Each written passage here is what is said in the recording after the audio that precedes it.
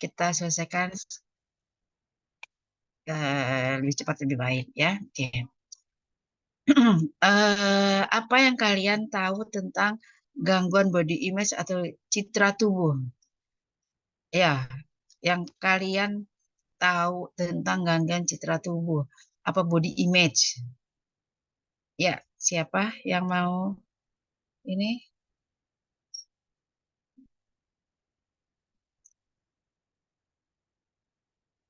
Apakah dari Anda siapa yang merasa saya pernah Bu eh, apa namanya gangguan body image? Nah, siapa yang pernah merasakan?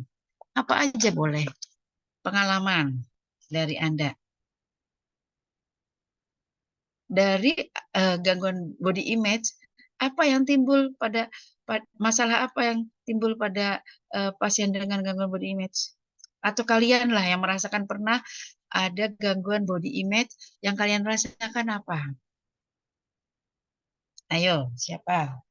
Ya, Ibu izin masuk, Mm-mm, mm-mm. izin menjawab. Oke. Seperti tidak percaya diri Iya, good. terhadap penampilannya, Mm-mm, merasa kekurangan, bahwa betul. sikapnya itu merasa kurang dari orang lain. Hmm, betul itu ya. Karena ada perasaan gangguan body image ya, tidak ada. Jadi kita merasa tidak percaya diri dengan penampilan kita, ya kan? Nah, terus merasa rendah diri, ya kan? Nah, yang kamu pernah rasakan apa? Gangguan body image apa?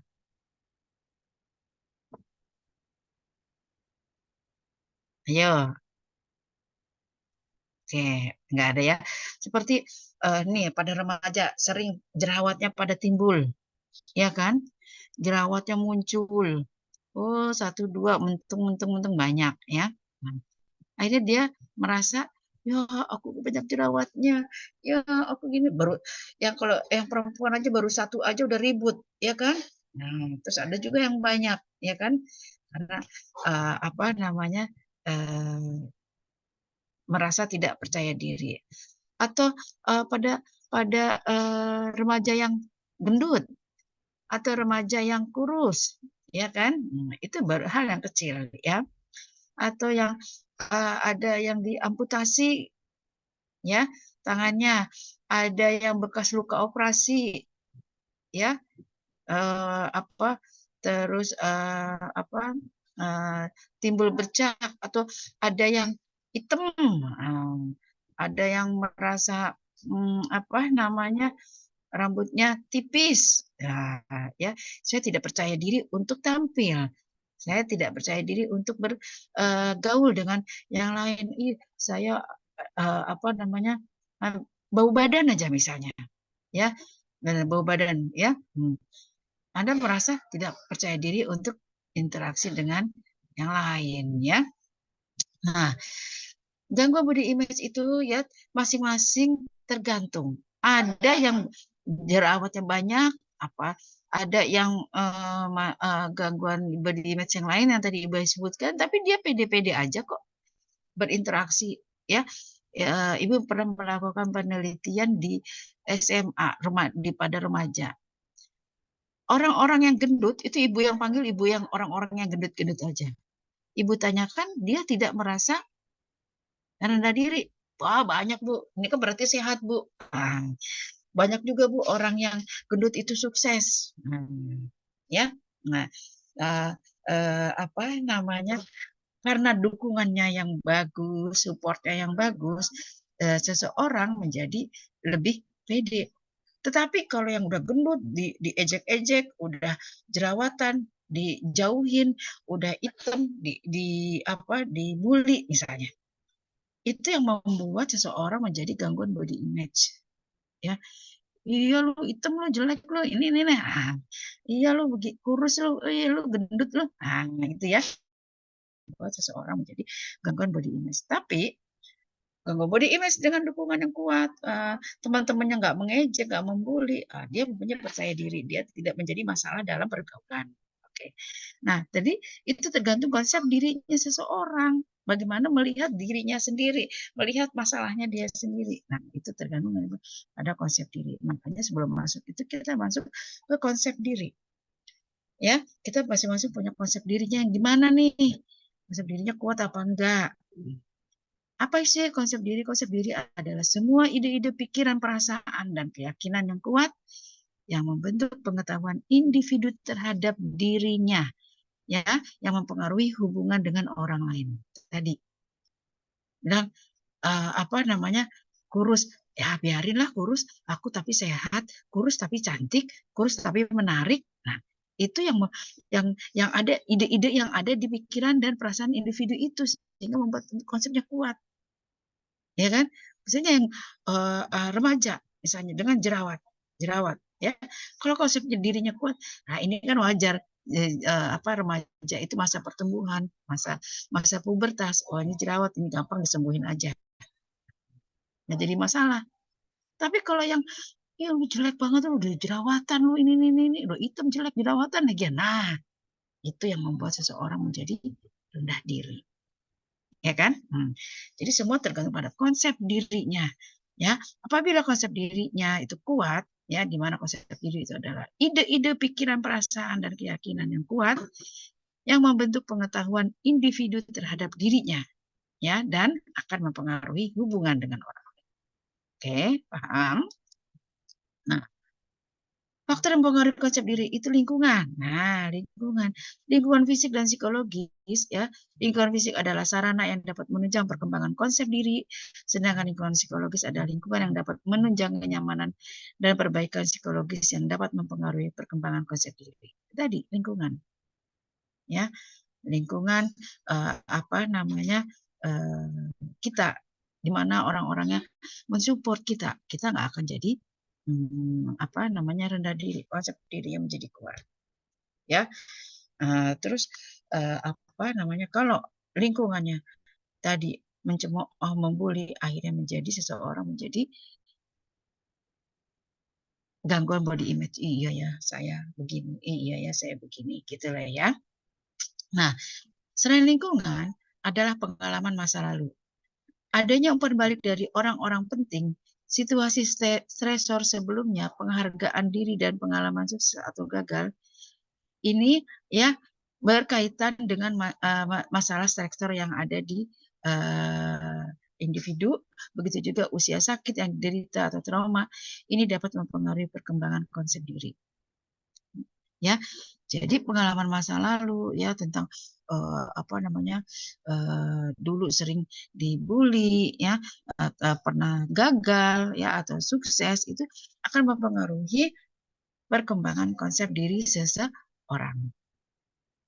Ya, jadi makanya kalau di dalam keluarga kita ada yang kurang, ada yang apa ya, jangan apa namanya kita langsung menekan atau membulinya terus ya. Nah, orang-orang penting, keluarga apalagi, ya, keluarga misalnya adik kita, lu bukan anak ini loh, ya, bukan anak nyokap bokap gue, karena lu beda loh, nah ini. Akhirnya dia merasa, oh iya ya, kenapa saya beda? Ternyata apa? Dia tidak sama orang tuanya, tapi dengan saudara-saudaranya, ya kan, itu sama juga ke keluarganya karena bisa dari gen-gennya yang kurang gitu ya. Nah, saya yang lain rambutnya lurus, dia rambutnya keriting. Nah, ya itu bukan berarti dia ini langsung dibully, langsung oh ini akhirnya iya ya saya bukan anak ini, nah, akan menjadi apa pas saja menjadi rendah diri. Tapi malah disupport bagus ya, konsep diri seseorang akan kuat. Ya, jadi adik kakak, orang tua ya harus saling support. Ya, jangan langsung membuli, kasihan ya. Jadi supaya konsep dirinya kuat. Nah, selain tadi pengalaman masa lalu, tingkat tumbuh kembang ini juga akan mempengaruhi konsep diri seseorang. Ya, adanya dukungan mental yang cukup ya akan membentuk konsep diri yang cukup. Ya. Sebaliknya, kegagalan selama masa tumbuh kembang akan membentuk konsep diri yang kurang memadai. Ya, Dari kecil dia selalu dibentak, selalu diolok-olok, selalu apa ya namanya, dibedakan dengan anggota keluarga yang lain. Itu membuat konsep diri seseorang menjadi rapuh atau kurang, ya, nggak kuat. Ya, ini yang tadi yang tumbuh kembang, ya. Nah, selain itu, ya, konsep diri itu terdiri dari 5 komponen, ya. Ada cerita tubuh, ada ideal diri, harga diri, identitas, dan peran. Nah, apa itu citra tubuh? Citra tubuh atau body image, ya, adalah sikap seseorang terhadap tubuhnya, baik disadari atau tidak. Ini meliputi bentuknya, fungsinya, penampilan, dan potensi tubuh, ya, yang merupakan persepsi masa lalu dan sekarang. Ya, jadi seseorang itu melihat dari fungsi tubuhnya, apa namanya, tubuhnya, ya, melalui bentuk, fungsi.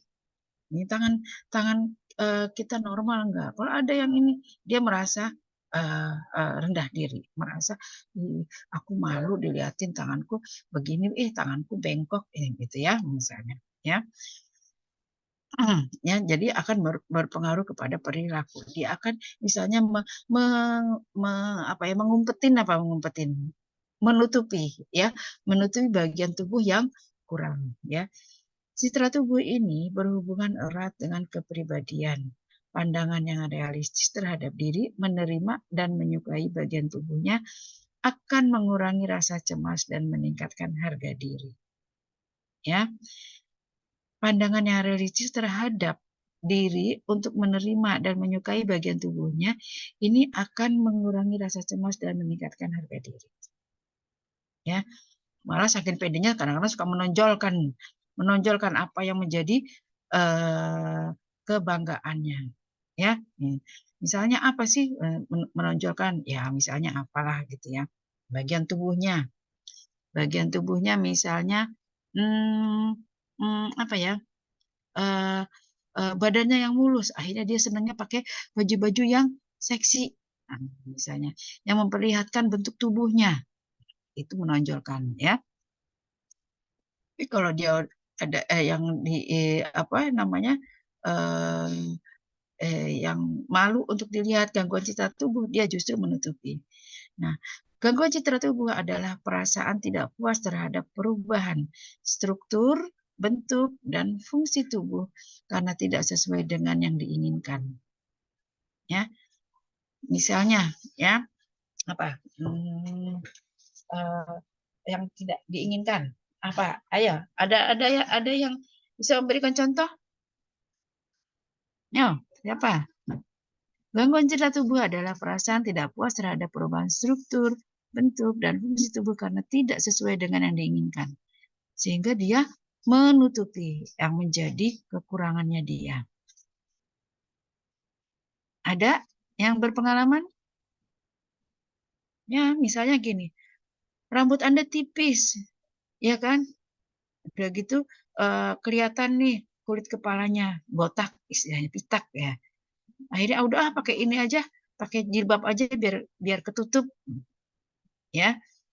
Terus itu apa namanya terhadap perubahan struktur ya, tadinya rambutnya banyak atau sekarang berkurang menjadi botak, ya.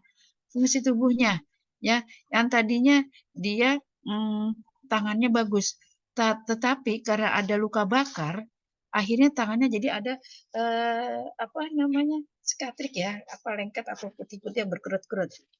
Akhirnya dia kok sekarang pakai bajunya tangan panjang terus ya. Nah, karena apa? Dia menutupi bagian tubuhnya karena luka bakar misalnya, gitu ya. Nah, karena tidak sesuai yang diinginkan. Nah, selain citra tubuh juga ada ideal diri. Ya, tadi komponen daripada konsep diri itu ada ideal diri. Ideal diri adalah persepsi individu tentang bagaimana seharusnya bertingkah laku berdasarkan standar pribadi, gambaran diri, aspirasi, ya, tujuan dan nilai yang ingin dicapai. Itu menurut Stuart, ya.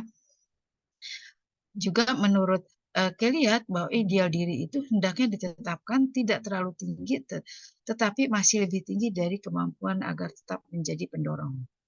Maksudnya di sini adalah seseorang semuanya mempunyai ideal diri.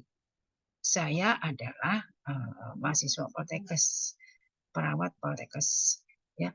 Oh, nanti saya harus jadi profesor, saya ini, ya. Jangan dulu terlalu tinggi, ya. Perlu cita-cita itu setinggi mungkin, tetapi jangan sampai Anda itu terbawa. Oh, saya harus ini, saya harus ini. Jangan, ya. Tetapi Anda jangan puas dengan kondisi yang sekarang, ya. Misalnya Anda D3, saya harus S1. Misalnya Anda menetapkan Anda sebagai S1. Oh, saya harus bisa S2. Jangan. Jadi tetapi masih lebih tinggi dari kemampuan agar tetap menjadi pendorong. Punya semangat. Ya, Anda harus lebih dari apa yang ada sekarang. Gitu ya. Sekarang Anda misalnya nurse ya. Oh, saya habis ini harus sekolah S2. Udah S2, saya sekarang harus sekolah S3. Gitu ya. Oke, selain ideal diri, harga diri juga membentuk konsep copingnya. Ya, harga diri adalah pendapat pribadi seseorang tentang kesejahteraan atau nilai yang telah dicapai dengan menganalisa kesesuaian tingkah laku dengan ideal dirinya. Ya, kesesuaian tingkah laku dengan ideal dirinya. Seorang dengan harga diri yang tinggi dapat menerima orang lain, berekspresi tanpa cemas dan takut atau takut ya tanpa takut dan berfungsi efektif di lingkungan sosial. Ya, jadi kalau Anda mempunyai harga diri, Anda akan bertingkah laku ya sesuai dengan ideal dirinya ya, dan dengan harga diri saya bisa berinteraksi, bergaul dengan orang lain ya. Tapi kalau Anda punya harga diri rendah ya, nggak mau, saya nggak mau ikut bergabung dengan kelompok itu, aku kan orang miskin, aku kan orang bodoh, aku kan cuma lulus SMA misalnya gitu. Tapi kalau harga dirinya yang tinggi, itu dia punya percaya diri untuk berinteraksi.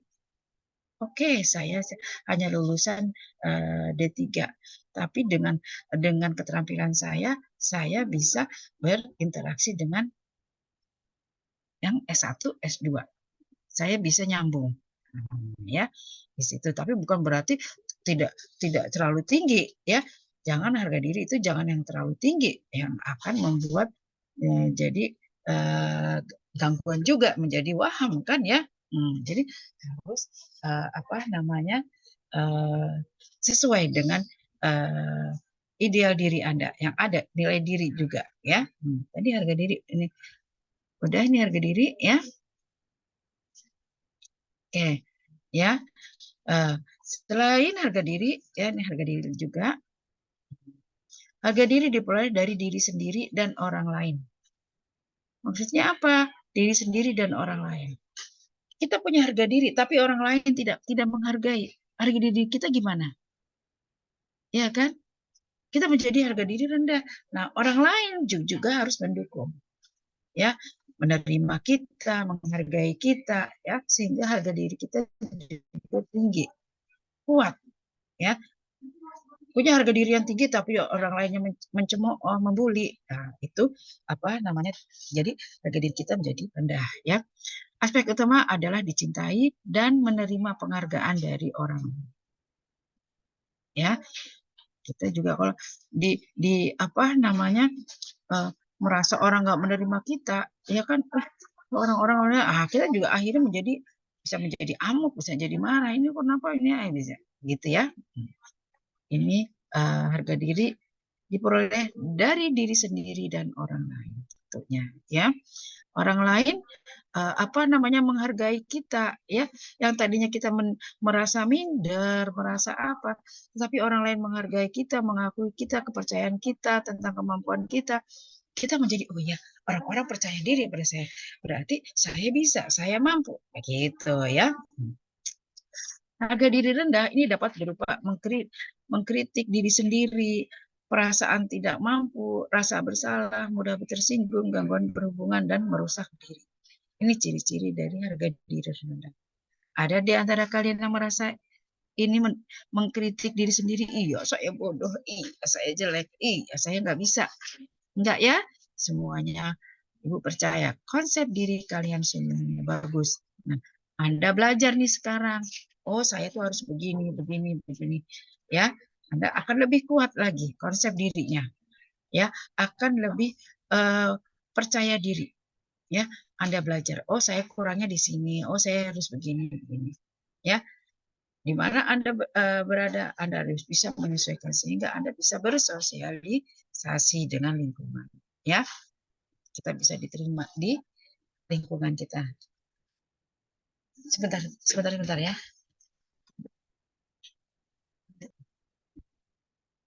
Oke, ya. Ini harga diri. Ya, tadi kita udah sampai harga diri mana? Oke. Sekarang penampilan peran. Ya, kalau kita sudah punya harga diri ya, maka penampilan peran ya kita akan bertingkah laku di kelompok itu sesuai dengan nilai kita ya. Penampilan peran adalah serangkaian pola adalah serangkaian pola tingkah laku yang diharapkan oleh masyarakat yang dihubungkan dengan fungsi individu dalam kelompoknya. Ya, jadi kita tadi udah punya harga diri, ya mempunyai dengan image-nya, dengan apa akhirnya kita berperilaku itu sesuai dengan yang ada di kita, ya kan? Sehingga masyarakat melihat kita itu sesuai dengan peran kita, ya. Nah ini ya penampilan peran adalah serangkaian pola tingkah laku yang diharapkan oleh masyarakat dan dihubungkan dengan fungsi individu dalam kelompok. Ya, kita sebagai mahasiswa, kita sebagai perawat, gitu ya. Ini suka muter-muter sendiri. Nah, kemudian faktor yang menyebabkan seseorang menyesuaikan diri dengan peran adalah pengetahuan. Nah, ya, pengetahuan tentang peran yang diharapkan respon konsisten dari orang lain yang akan membuat perilaku peran bertentangan. Ya, di sini ya dengan kita dapat pengetahuan, ya, ilmu, pengalaman, ya, nah maka akan kita penampilan kita sesuai dengan perannya, ya. Kita sebagai perawat, ya, sebagai perawat kita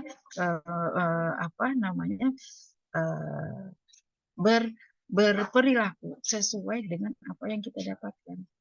Kalau Anda misalnya seorang artis, maka juga akan penampilannya seperti seorang artis sesuai dengan pengetahuannya, keterampilannya, dengan pengalamannya, ya kan berbeda, ya kan? Nah, jadi Anda sebagai seorang perawat yang profesional, ya, penampilan Anda ini diharapkan di masyarakat sesuai dengan pengetahuan. Orang akan menghargai Anda. Misalnya Mbak Medina tanya, saya ini kok pusing-pusing ya, saya minta ditensi dong. Oh iya Bu, baik. Oh Ibu ditensi, misalnya, oh tensinya sistolnya nih Bu, ini tinggi, tapi diastolnya bagus Bu, ini rendah, normal. Berarti apakah Ibu habis marah-marah, Ibu stres atau apa? Nah, Anda sebagai perawat harus berperan sebagai fungsinya berdasarkan pengetahuan tentang yang diharapkan, ya. Oke. Selain penampilan peran juga ada identitas diri. Identitas diri adalah kesadaran menjadi diri sendiri. Anda sebagai perawat nih semuanya nih ya di kelas 3B sekolah di jurusan keperawatan Poltekkes Jakarta Tinggi Legian 3 ini ya mempunyai nanti identitas diri. Kesadaran menjadi diri sendiri, jangan menjadi orang lain. Jangan menjadi pengen menjadi artis misalnya, ya. Nanti kalau jadi artis tidak sesuai dengan perannya, tidak sesuai dengan penampilannya, ya. Jadi Anda bukan tidak mempunyai identitas diri nanti. ya. Nah, ini identitas diri Anda apa? Oh, misalnya nurse Niken ini. Nah, Niken mempunyai identitas diri sebagai perawat yang profesional, yang ramah, sopan. Nah, itu ya. Jadi diri sendiri, gambaran diri adalah satu kesatuan utuh tentang perasaan yang berbeda dengan orang lain. Ya, saya seperti ini, gitulah ya. Ibu Omi seperti ini orangnya, ya misalnya. Nah, kemandirian timbul dari perasaan berharga, kemampuan, dan penguasaan diri. Seseorang yang mandiri dapat mengatur dan menerima dirinya. Ya, kemandirian, ya, dengan identitas diri, dia punya percaya diri, ya, punya harga diri, ya, dia dapat mandiri, ya.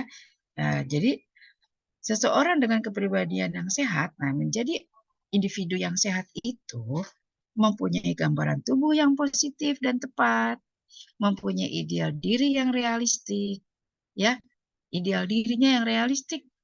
Ini kondisinya saya seperti ini loh. Udah jangan dilebih-lebihkan, jangan pengen yang lebih, tapi juga jangan direndah-rendahkan, pengen dikasihani misalnya. Jangan, realistik seperti ini, ya. Teman, ya. Ya tadi, jadi seorang yang kepribadian yang sehat itu mempunyai gambaran tubuh yang positif dan tepat, ideal diri yang realistik, konsep diri yang positif, ya, harga diri yang tinggi, dan identitas diri yang jelas dan terbuka pada orang lain. Nah, ini yang dikatakan kepribadian yang sehat, mempunyai konsep diri yang baik, ya. Oke, ini. Nah, kita kembali lagi ke gangguan body image, ya. Dan body image gambaran tubuh kita, ya, kita lihat fungsinya, bentuknya, ya, apa namanya, fungsi bentuk apa lagi? Aduh, fungsi bentuk tadi apa lagi? Ya, kita lihat, ya. Nah, apabila terjadi apa sesuatu yang tidak sesuai dengan keinginan, akan menimbulkan stresor, ya, stresor yang mempengaruhi gambaran tubuh. Misalnya, adanya kehilangan bagian tubuh, diamputasi, ya, hasil tindakan operasi, adanya bekas operasi, ya, misalnya tadinya ada benjolan, jadi nggak ada benjolan, itu menjadi gangguan citra tubuh nggak? Gimana? Saya jadi enggak, ya, tadinya dia ada benjolan misalnya di apa namanya di jidatnya, sekarang udah hilang. Nah, itu menjadi lebih kuat, ya. Tapi yang tadinya apa namanya yang udah bagus pipinya mulus, tiba-tiba ada bekas operasi codetnya. Enggak menjadi stresor enggak? Ya, menjadi stresor terhadap gambaran tubuh kita, gambaran body image kita, ya kan? Nah, perubahan ukuran, bentuk, dan penampilan, ya, ini tadi udah dicontohkan. Ini akan menjadi stresor. Yang tadinya aku langsing, cantik, oh aku jadi gendut. Nah, ya, nah jadi penampilan kita menjadi lebih menarik diri dari lingkungan. Proses patologi penyakit. Nah, proses patologi penyakit misalnya karena kita punya sakit TBC misalnya, yang tadinya gemuk, cantik, ini jadi kurus, kelihatan tua. Ini proses patologi penyakit. Ya, ini menjadi stresor, ya, terhadap tubuh kita. Aku sekarang kelihatan ini ya peyot ya. Aku sekarang kelihatan tua ya. Nah, kegagalan fungsi bagian tubuh, ya, yang tadinya kuping kita misalnya bisa mendengar, tapi karena ada sesuatu akhirnya fungsi kupingnya nggak mendengar. Anda merasa gangguan body image nggak? Ya, menjadi saya jadi apa namanya kurang pede saya untuk berinteraksi dengan yang lain karena apa saya nggak dengar, harus apa, nah, diomongin nggak ngerti gitu ya. cuman lihat bibir orang gitu ya. Orang kalau kita tidak menginformasikan kan orang, kenapa sekarang kok jadi begini dia ya gitu ya. Tapi diinformasikan aja tuh seperti apa ya kemarin tuh Boy William. Nah, Boy William kuping sebelahnya katanya nggak berfungsi ya kan dari kecil ya. Nah, dia ngomong ya. Jadi orang pada awalnya kan pada kok sombong banget sih dia kan gitu. Nah, ternyata dia nggak dengar ya. Terus adanya perubahan tubuh sehubungan proses tumbuh kembang ya. Tadi perubahan tubuh dari jerawat ya, tumbuh bulu-bulu ya. Nah, ini perubahan tubuh sehubungan proses tumbuh kembang ya. Suaranya membesar ya. Nah, itu bisa menjadi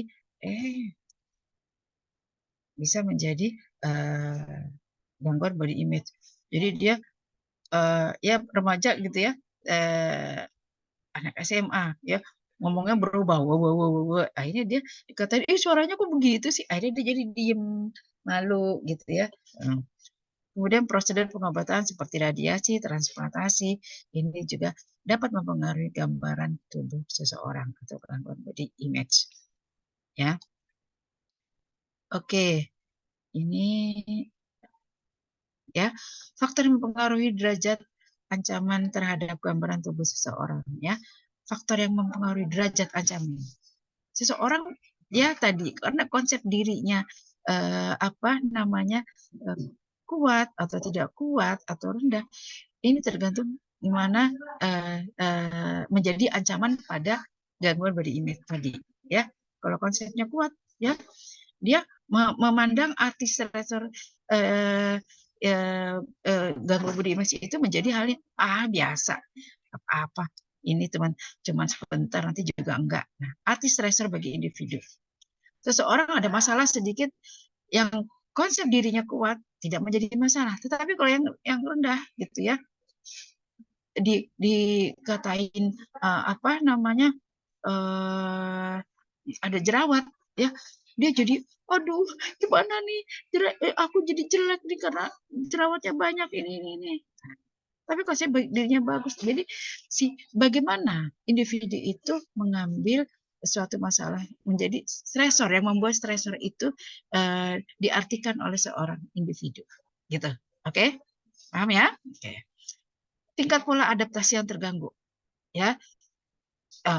Seseorang kan selalu beradaptasi dengan lingkungannya, ya. Kalau dia beradaptasi misalnya, ya nih SMA ini lagi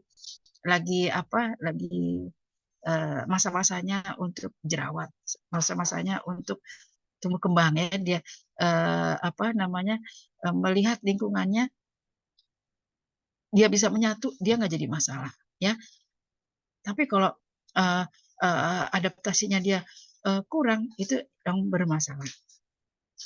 Kemudian kemampuan dan sumber pertahanan yang tersedia, ya, kemampuan dan sumber pertahanan yang tersedia, ya, di mana seseorang itu mendapatkan kekuatan, ya, kekuatan dari lingkungannya, ya, orang-orang sekitarnya, ya, itu membuat ancaman semakin berat. Tapi kalau dia mendukung, istilahnya nggak jadi mempermasalahkan gitu ya, itu nggak jadi masalah ya. Kekalahan dan kegagalan yang berulang ya. Ya, seseorang mempunyai konsep diri yang berbeda. Kegagalan yang terus-menerus ya, berulang ya, ini menjadi faktor yang membuat seseorang menjadi merasa gagal ya, merasa tidak berarti gitu ya, merasa oh ya saya memang tidak bisa gitu ya. Terus menetapkan standar yang tidak tepat dicapai ya, jadi makanya mempunyai standar, kita harus mempunyai standar. Tapi standar itu jangan terlalu tinggi. Apabila tidak tercapai, itu akan menjadi masalah. Ya. Ya, tapi tadi udah dijelaskan, tapi jangan punya standar yang rendah, harus satu di atas standar kita. Oke. Nah, untuk apa namanya gangguan citra tubuh, pasien-pasien itu mempunyai data objektifnya, ya, adanya perubahan dan kehilangan anggota tubuh baik struktur, bentuk maupun fungsi. Objektifnya, apa sih objektif? Data objektif apa? Yo, ayo, ini udah tinggal 3. Ibu tanya siapa ya? Raihan. Raihan Nisa, bukan. Ibu minta yang cowok. Siapa sih yang cowok? Amar. Amar kemana nih Amar? Ya, izin Ibu. Mohon maaf Ibu, saya lagi di kampus Bu, wifi-nya kurang bagus. Izin jawab ya Bu, tadi yang ditanya data objektif ya Bu. Data objektif itu ini Bu, apa namanya, data yang bisa dilihat Bu. Contohnya kan ini bagian tubuh Bu, itu termasuk data objektif. Oke. Kamu pernah merasakan gangguan citra tubuh nggak?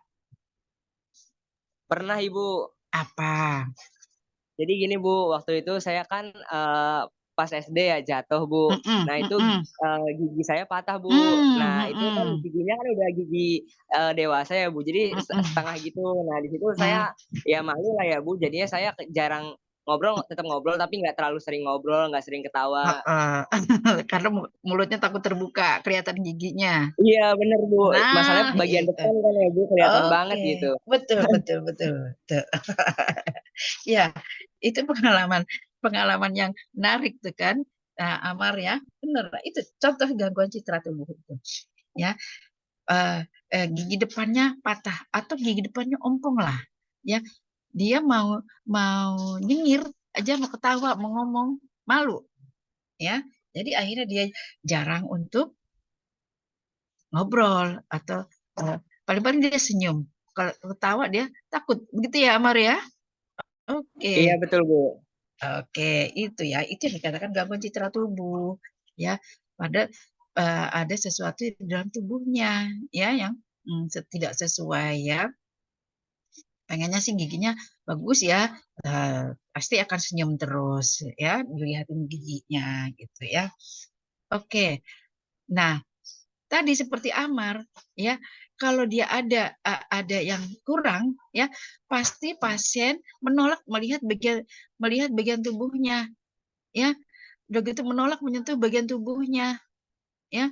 Dia tidak mau menutupi bagian tubuhnya yang kurang tadi ya. Jadi Amar tidak mau banyak ketawa ya, paling-paling senyum. Kalau senyum kan dikulum bibirnya. Ya, itu pengalaman yang menarik. Tapi sekarang enggak kan Amar ya? Enggak Ibu, saya udah pakai gigi palsu. Iya, itu contoh yang bagus ya. Nanti ada bagaimana mengatasi untuk gangguan citra tubuh ini. Nah, salah satunya yang tadi Amar bilang pakai gigi palsu.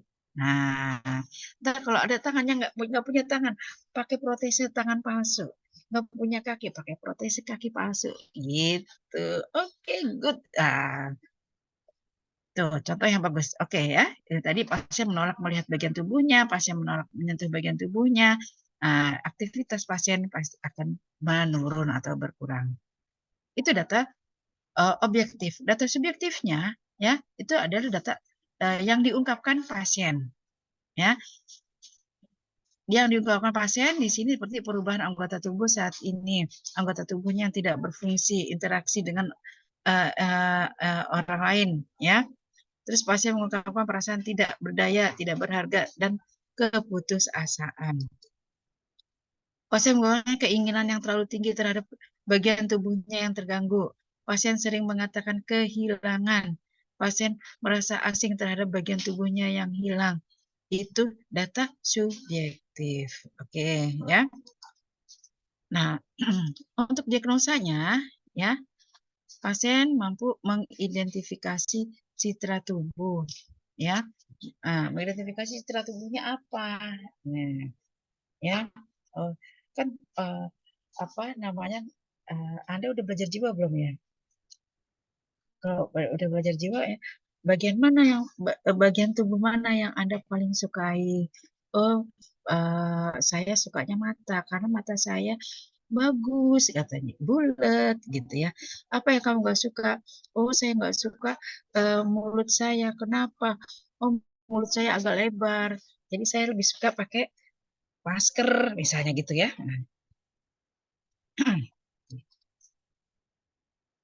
Ya, pasien dapat mengidentifikasi citra tubuhnya. Pasien mampu meningkatkan penerimaan terhadap citra tubuh, ya. Pasien mampu mengidentifikasi aspek positif dari dirinya. Ini gambaran dari citra tubuh, ya. Oke. Pasien mampu mengetahui cara untuk meningkatkan citra tubuhnya. Pasien mampu melakukan cara untuk meningkatkan citra tubuhnya seperti tadi, ya.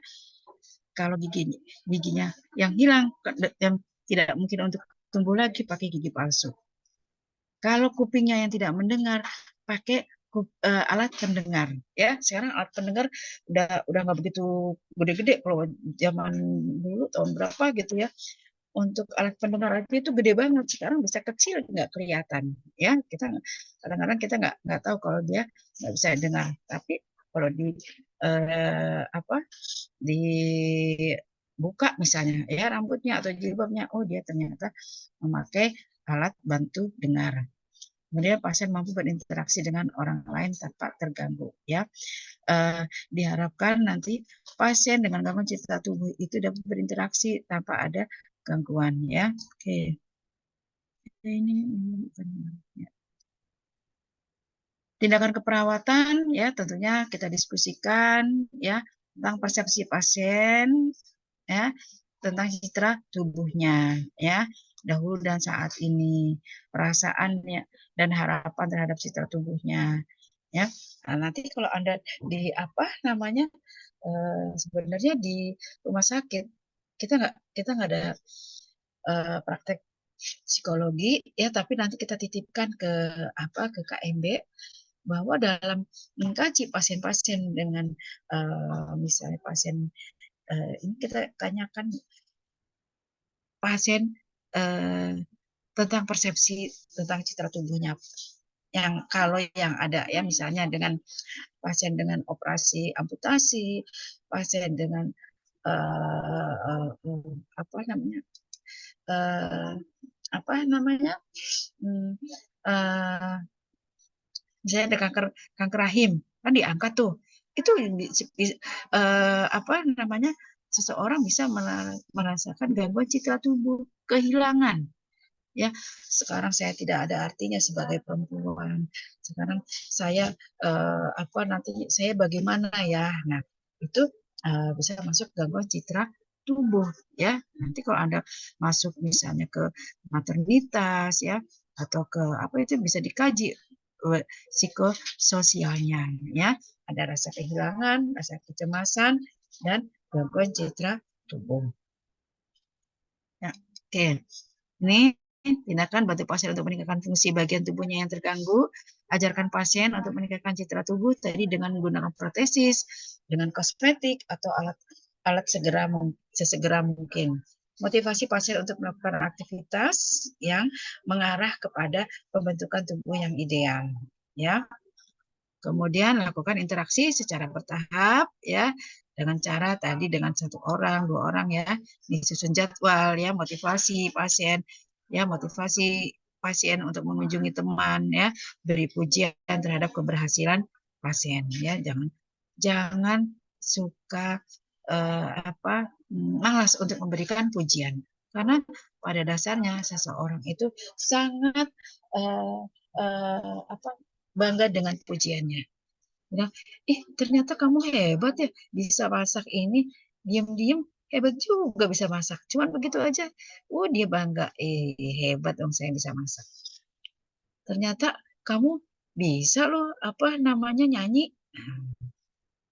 Selama ini ada bakat terpendam rupanya. Nah, cuman begitu aja, kita rasa bangga. Benar, siapa yang nggak suka dipuji? Pasti semuanya suka dipuji, ya. Apalagi kita dari lahir itu kita senang dengan pujian, ya. kita baru bisa jalan, ih hebat anak ibu bisa jalan, ih hebat anak ibu dapat ini, ih hebat anak ini. Ah, itu dari kecil kita udah penuh pujian oleh ibu kita, bapak kita, ya kan? Nah, ya. Jadi siapa yang nggak suka dipuji? Oke. Tindakan keperawatan ya, selain kepada pasiennya juga ada untuk keluarga, agar keluarga dapat mendukung ya, dapat menjadi motivasi pada pasiennya. Oke ya, ini pada keluarga bisa dibaca. Oke. Nah, dari sini ada yang mau ditanyakan? Banyak semut nih. Oke, ada yang mau ditanyakan? Sebelum Ibu akhiri, tidak berakhir, tapi Anda harus Ibu akan memberikan tugas pada Anda untuk mencari kasus, ya, kasus pada pasien dengan gangguan body image, ya. Kemudian Anda buat asuhan keperawatannya. Oke, paham? Satu aja, jangan banyak-banyak. Satu tadi siapa namanya? Amar, ya, jatuh, giginya patah, ya. Terus menjadi gangguan body image. Langkah selanjutnya adalah memakai gigi palsu. Oke, itu bagus, ya. Nah, yang lainnya juga boleh cari di mana saja, boleh pengalamannya, ya. Nah, itu Anda buat asuhan keperawatannya. Oke, paham? Kerjakan sampai kepada jam berapa? Jam 4. Ya, oke, sampai jam 4. Ya, sebelum Ibu akhiri, ada yang ingin ditanyakan, yang belum bisa dipahami? Ayo, jangan mau di screenshot aja, baru dibuka. Nah, Ibu stop share dulu, ya. Stop share. Ayo kelihatan tuh muka-mukanya. Nah, muka-mukanya kelihatan tuh. Ada yang lagi makan. Ada yang lagi ngantuk. Ada yang mau ditanyakan?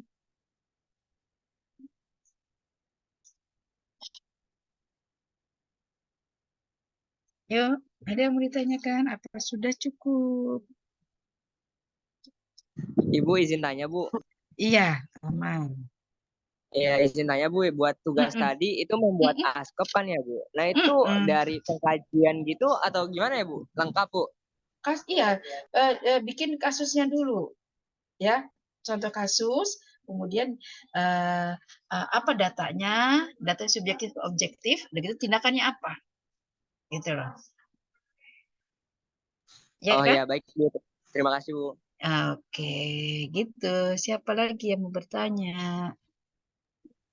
Ibu izin bertanya. Iya. Oke, Iya, siapa yang sebenarnya bertanya? saya Sabrina mau bertanya, Bu. Filda. Kan akhir ini ada kasus di mana anak kecil itu dia merasa insecure sama dirinya sendiri karena orang dewasa yang bilang, kok kamu kulitnya hitam banget sih, harusnya kan putih gitu. Nah, terkadang tuh Bu, kalau misalnya kita mau menasehati yang dewasa, kadang mereka tuh cuma bilang cuma bercanda aja, cuma bercanda doang, tapi kan anak kecil kan nganggapnya serius gitu ya. Itu gimana ya bicaranya kita biar mengedukasi gitu loh, Bu, kalau itu tuh salah gitu. Ya, betul. Gitu. Ya, memang kita harus mengkondisikan lingkungan kita itu lebih apa ya, lebih tahulah sekarang saat ini nggak ada kayak gitu-gituan lagi sih, membuli-bulian ya. Nah, kita ke anaknya kita kasih support, enggak misalnya adek nggak terlalu hitam kok, ini hitam manis kok, Apa namanya, misalnya sama kakak, kalau kakaknya putih ya enggak kok hitam manis, tetap cantik, tetap ganteng misalnya gitu ya. Kita kuatkan dulu anaknya. Kemudian apa namanya, orangnya itu kita kasih nasihati, anak kecil itu lagi proses perkembangan, jangan terlalu, itu namanya membuli gitu loh ya. Nah, memang kita tidak semudah itu untuk menasehati seseorang. Kita lihat kondisinya. Nanti jangan-jangan kita yang berantem sama dia, ya kan? Nah, jadi kita lihat, makanya kalau bisa kita kasih psikoedukasi di lingkungan, di sekolah ya, tentang bullying gitu ya, tentang akhirnya pembentukan ini bagaimana dampaknya kepada pasien, kepada orang tersebut gitu ya. Nah, itu kita perlu edukasi ya. Kalau orang yang bisa menerima, kita bisa menjelaskan secara baik-baik gitu ya. Dan pada pasiennya kita kasih reward atau apa namanya, kita kasih contoh-contoh yang lebih baik. Misalnya enggak begitu hitam, banyak yang hitam cantik-cantik, ini masnya juga masih cantik, nah adik ini masih cantik, nah menarik ya gitu ya. Kasih reward kepada si orang tersebut yang dibully ya itu. Oke. Paham? Ya, baik, Ibu. Oke. Paham ya, Bu? Ya. Kita untuk menasihati seseorang, kita nggak bisa begitu saja. Itu jangan begini ya. Nah, itu kurang mengenal. Memang kita perlu mencegah supaya tidak bullying-nya berlanjut, ya. Berlanjut terus menerus, jangan sampai. Tapi kita kasih kesadaran untuk bahwa orang itu perlu, pada dasarnya orang itu perlu pujian, ya, perlu kenyamanan, perlindungan yang membuat dirinya menjadi kuat. Ya, kita sebagai perawat kan kita empati. Bagaimana rasanya kalau kita seperti dibegitukan gitulah, ya. Oke, good. Ada lagi?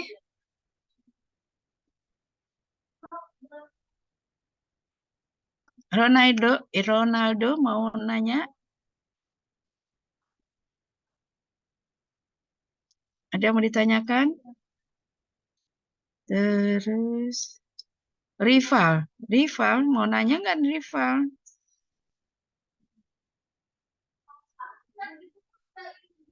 Rival? Ada pengalaman nggak Rival? Rival tidur ya? Ya, Ibu. Nggak ada pengalaman apa, Bu. Hah? Nggak ada. Kenapa? Nggak ada apa? Iya, tadi Bu nanya pengalaman kayak jatuh. Oke. Apa-apa Rival. Ya. Oke. Ridal Fajri nih. Ibu tanya yang cowok-cowok habis takut tidur nih. Ridal tidur nggak? Tidak, Ibu. Oh, tidak. Oke. Ada yang mau ditanyakan nggak, Ridal? Mungkin enggak sepertinya, Ibu. Ayo, Ibu pengen ditanya nih. Ayo yang lain. Ayo, siapa yang mau nanya Ibu? Pada nggak mau nanya Ibu, biarin. Oke, kalau nggak mau nanya, ya berarti tugasnya dikerjakan, ya. Nanti siapa namanya, Anis ya, Anis, masukin ke Google Drive ya. Itu menjadi tugas, Ibu nilai nanti dilihat ya. Buat askapnya, buat kasusnya ya. Kasusnya banyak tuh ya, tinggal dibuat pengkajian. Sedikit itu nggak banyak ya, nggak banyak-banyak lah. Misalnya kalau ada satu aja, jangan ada cemas, jangan ada apa lagi, harga diri rendah, pasien mengaku harga diri rendah, apa, udah gangguan itu aja, satu, gangguan citra tubuh. Oke? Ya, baik, Kerjakan. Kerjakan sore ini. Ini dikerjakan sampai jam 4 ya. Ada kuliah lagi tidak? Anissa? Sebenarnya nanti ada deh, Bu. Jam berapa? Perawatan gawat darurat. Oke, jam berapa tuh? Habis asar kayaknya. Itu juga belum pasti. Oke, ya sudah kalau habis asar 1 jam cukup lah.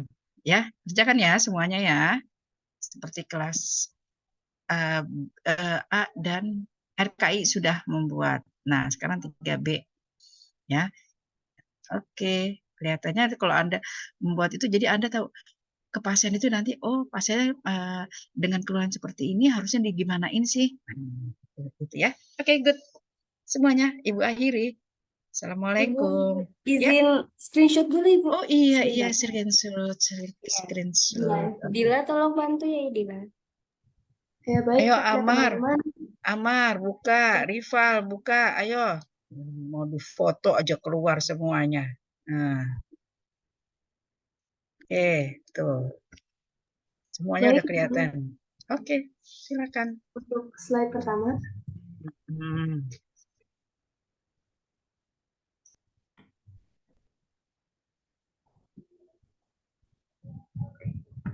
Selanjutnya untuk slide kedua. Slide kedua, ayo senyum. Oke, tuh kan cantik-cantik, lihatin semua tuh.